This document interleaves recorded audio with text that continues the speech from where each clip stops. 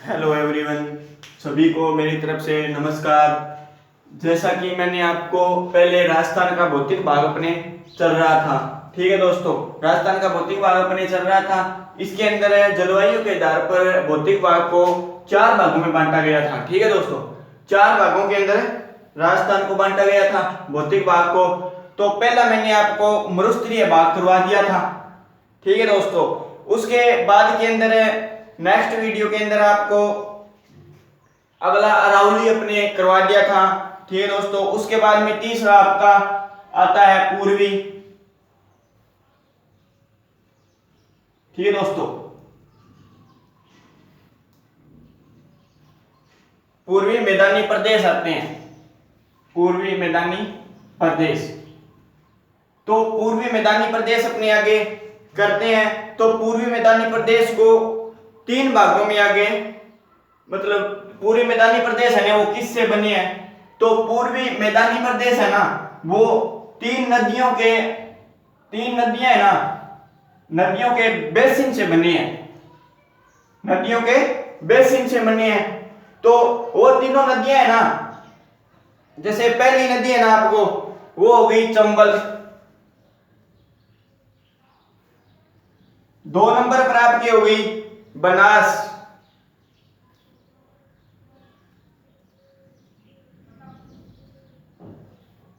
और 3 नंबर पर होगी आपकी माही, ठीक है दोस्तों।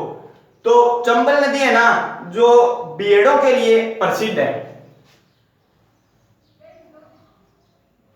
चंबल नदी पर सर्वाधिक है, चंबल नदी के बेसिन पर सर्वाधिक भेड़ पाए जाते हैं, ठीक है दोस्तों, भेड़ पाए जाते हैं। और आगे इसको अपने करते हैं तो चंबल की सबसे बड़ी सहायक नदी है ना, सहायक नदी वो अपने बनास नदी है। चंबल की सबसे बड़ी सहायक नदी बनास नदी है, ठीक है दोस्तों। और इसे भेड़ों को जो स्थानीय भाषा में इसे खादर भी कहा जाता है, भेड़ों को स्थानीय भाषा में इसे खादर भी कहा जाता है। और जैसे अपने आगे करते हैं तो बीहड़, ठीक है दोस्तों। बीहड़ क्या होते हैं, तो बीहड़ है जैसे मान लो एक पर्वत हो गया, ठीक है। ऐसे मान लो जैसे यहां पर पर्वत हो गए, ठीक है। वैसे तो पर्वत ऐसे करके ऐसे ऐसे होते हैं, जैसे यहां पर कर लो आप, ये पर्वत हो गए, ठीक है दोस्तों। ये कई प्रकार के होते हैं, जैसे ये कठोर हो गए, ये मृदु हो गए यानी कि मिट्टी के, ये कठोर हो गए, इसके बाद में ये मिट्टी के हो गए, ठीक है दोस्तों। इसके बाद में जो बरसात होती है भेड़, जैसे यहाँ पर बरसात आई, ठीक है दोस्तों। तो इसके बाद में जो मृदु क्षेत्र है ना, मृदु क्षेत्र जो मिट्टी है वो जो जल है ना वो उसे बहाकर ले जाता है, तो ऐसी आकृति कुछ बन जाती है, ठीक है। ये कठोर क्षेत्र है, ये तो कठोर क्षेत्र है ना जो, ये तो पानी के साथ कम बहेगा, लेकिन मृदु क्षेत्र है ना वहां से जगह खाली हो जाएगी। तो ऐसे जो होते हैं ना ऊंचे नीचे टीले से, उसे ही मृदु क्षेत्र कहते हैं, ठीक है दोस्तों, मृदु क्षेत्र कहते हैं, ठीक है। और इन्हें आगे करते हैं इसे, जैसे अपने सभी के अंदर करते ही आए हैं।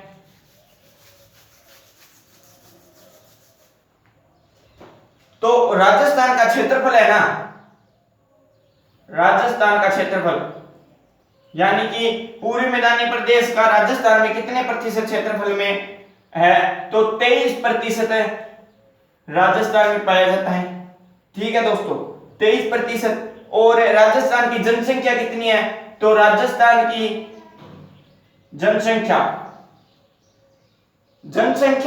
अपने इसमें 39% जनसंख्या पाई जाती है। इसके आगे अपने करते हैं तो सबसे ज्यादा जनसंख्या घनत्व है ना पूर्वी मैदानी क्षेत्र में पाया जाता है, ठीक है दोस्तों। अब पहले अपने उससे कंपैरिजन कर लेते हैं इसका। तो पहले अपने मरुस्थल किया था, ठीक है दोस्तों, पहले अपने यहाँ पर मरुस्थल किया था। मरुस्थल के बाद के अंदर अपने अरावली की थी, और ये अपना हो गया, ये तो मैदानी भाग ही है, पूर्वी मैदानी भाग, ठीक है दोस्तों। ये आ गया आपका पूर्वी मैदानी भाग। तो अगर अपने राजस्थान का क्षेत्रफल है मरुस्थल के अंदर कितना है, तो मरुस्थल के अंदर है अपना 61% है। ठीक है दोस्तों, 61% है। ठीक है, और अरावली के अंदर ये 9% है। ठीक है दोस्तों, अरावली के अंदर है 9% है। और राजस्थान की जनसंख्या मरुस्थल के अंदर है 40% पाई जाती है, और इसके अंदर है अरावली के अंदर है 10% पाई जाती है। तो इसके अंदर सबसे ज्यादा जनसंख्या गंतव्य, सबसे ज्यादा जनसंख्या है ना वो गंतव्य। ठीक है दोस्तों, जनसंख्या गंतव्य किसके अंदर पाया जाता है, तो पूर्वी मैदानी प्रदेश के अंदर पाया जाता है। पूर्वी मैदानी प्रदेश के अंदर पाया जाता है। जनसंख्या गंतव्य पूछ लेना तो पूर्वी मैदानी प्रदेश में पाया जाता है, क्योंकि राजस्थान क्षेत्रफल देखो यहाँ पर 23% है। ठीक है, जनसंख्या इसके अंदर है 39% है, निवास करती है। ठीक है दोस्तों, जनसंख्या गंतव्य पूछ ले तो पूर्वी मैदानी प्रदेश का है। सीधी अपने जनसंख्या पूछ ले, सीधी जनसंख्या पूछ ले तो जनसंख्या अपने जैसे मान लो 40% है अपने मरुस्थल की है, तो मरुस्थल ये होगा। ठीक है दोस्तों, मरुस्थल होगा इसके अंदर। अब अपने आगे करते हैं, चंबल नदी भेड़ों के लिए प्रसिद्ध है। ये तो आपको मैंने पहले करवा दिया था। जलवायु इसके अंदर कौन सी पाई जाती है, तो जलवायु, ठीक है दोस्तों, जलवायु आर्द्र जलवायु पाई जाती है, वह उपाद्र भी जलवायु पाई जाती है। ठीक है दोस्तों, आर्द्र भी पाई जाती है और उपाद्र भी पाई जाती है। आर्द्र जलवायु कुछ स्थान पर आर्द्र जलवायु पाई जाती है, और इसके पूर्वी मैदानी भाग के दक्षिण के अंदर उपाद्र जलवायु भी पाई जाती है। ठीक है दोस्तों, और वर्षा, औसत वर्षा है ना, यहाँ पर वर्षा है ना, औसत वर्षा है ना वो 50 से 80 सेंटीमीटर होती है। यहाँ पर 80 सेंटीमीटर वर्षा होती है। कृषि, तो कृषि अपने देखो, ये देखो जैसे अपने नदियों से, नदियों के बेसिन से ये पूर्वी मैदानी भाग बना है, तो नदियों के बहाव क्षेत्र में काली मिट्टी सभी मिट्टियां आती है, तो कृषि इसके अंदर है, सभी प्रकार की कृषि की जाती है। ठीक है दोस्तों, सभी प्रकार की कृषि की जाती है। यहाँ पर कोई भी खेती कर सकते हैं अपने, जैसे चना, जौ, बाजरा, मक्का, गन्ना, सभी अपने इसके अंदर कृषि की जाती है। मृदा कौन सी है इसके अंदर है, जलोढ़ मृदा पाई जाती है, जो सबसे उपजाऊ मिट्टी होती है, जलोढ़। ठीक है दोस्तों, इसके बाद में अपनी करते हैं, तो अपने पहले करते हैं माही नदी, माही नदी का बेसिन। माही नदी का बेसिन करते हैं, तो माही नदी का बेसिन इसे 56 का मैदान भी कहते हैं। ठीक है दोस्तों, 56 का मैदान कहते हैं, और इसे भाटी का मैदान भी कहते हैं, भाटी का मैदान भी इसे कहा जाता है। ठीक है दोस्तों, और वांगड़ या बागवर, वांगड़, ठीक है दोस्तों, या वागवर, वागवर भी कहा जाता है। ठीक है दोस्तों, और इसे कांठल की गंगा भी कहा जाता है, कि गंगा भी कहा जाता है माही नदी के बेसिन को। ठीक है दोस्तों, और यहां पर सागवान के वृक्ष पाए जाते हैं, सागवान के वृक्ष पाए जाते हैं। ठीक है दोस्तों, ये हो गया अपना माही नदी के बेसिन। इसके बाद में अपने आगे करते हैं इसे, तो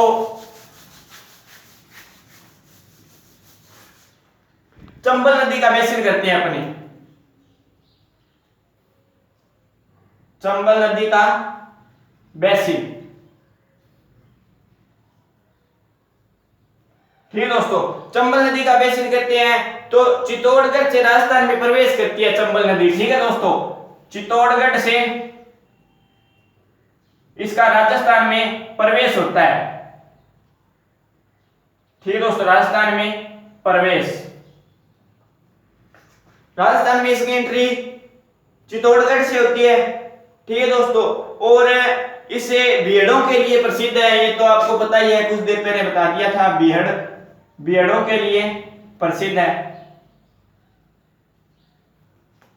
ठीक है दोस्तों, ये अपने बीहड़ों के लिए प्रसिद्ध है। और इसे डांग क्षेत्र एक इसके अंदर क्षेत्र है, एक डांग क्षेत्र। ठीक है, ये डांग क्षेत्र है कौन से जिलों पर है, तो ये से डांग क्षेत्र धौलपुर, सवाई माधोपुर, धौलपुर, सवाई माधोपुर व करौली। ठीक है दोस्तों, करौली है ना के क्षेत्र को डांग क्षेत्र कहा जाता है, करौली के क्षेत्र को इसे डांग क्षेत्र के कहा जाता है। ठीक है दोस्तों, डांग क्षेत्र कहा जाता है। और यहाँ पर एक डांग क्षेत्र है ना, डांग एक विकास कार्यक्रम भी है। ठीक है दोस्तों, डांग एक विकास कार्य करने के लिए एक संस्था है। ठीक है दोस्तों, इसी संस्था के द्वारा इसका विकास हुआ है डांग क्षेत्र का। और इसके बाद में अपने आगे करते हैं तो इसे बनास नदी करते हैं आगे, अपने बनास नदी।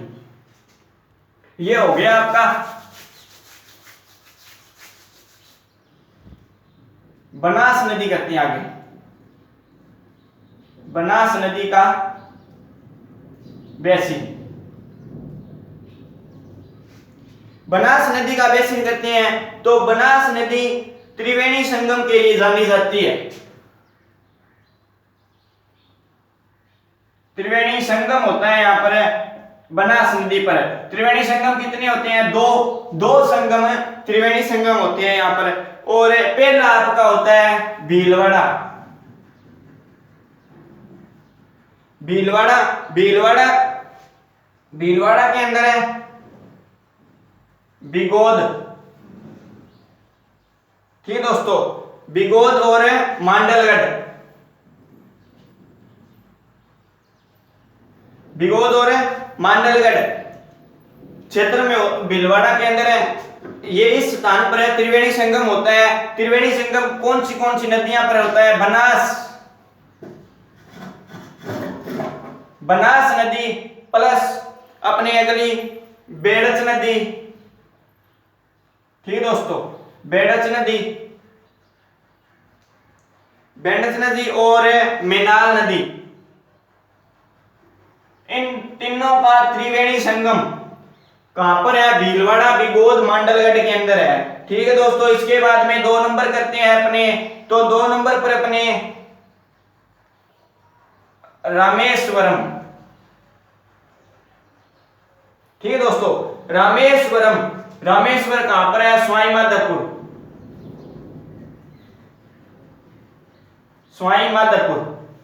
ठीक है दोस्तों, सवाई माधोपुर, यहां पर कौन सी नदियां हैं, तो नदियां अपने इसके अंदर है चंबल नदी, बनास और सीप,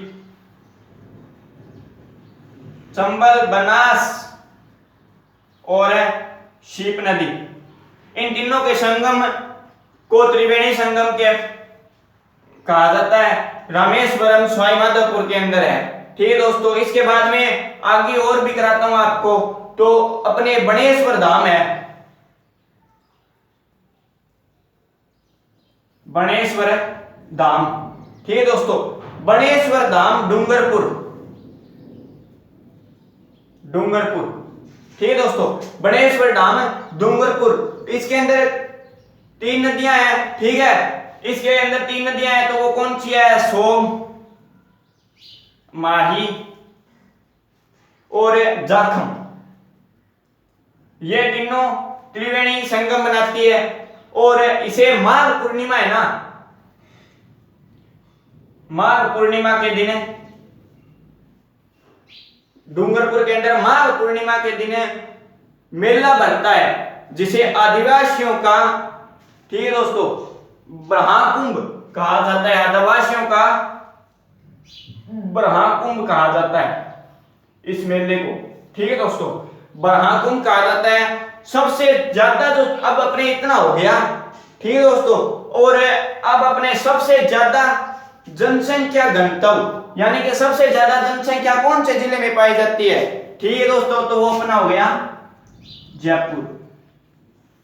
ठीक है दोस्तों, सबसे ज्यादा जनसंख्या घनत्व अपने जयपुर के अंदर पाया जाता है। ठीक है दोस्तों, अगर आपको ये वीडियो अच्छी लगी है तो लाइक, शेयर और कमेंट करना ना भूलें।